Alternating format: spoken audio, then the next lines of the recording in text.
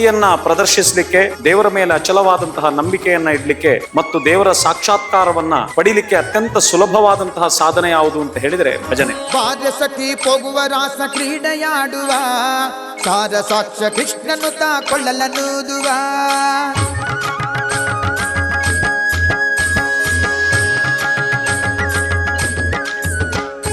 ಬಾರಸಖಿ ಹೋಗುವ ರಾಸ ಕ್ರೀಡೆಯಾಡುವ, ಸಾರ ಸಾಕ್ಷ ಕೃಷ್ಣನು ತಾ ಕೊಳ್ಳಲನೂದುವ.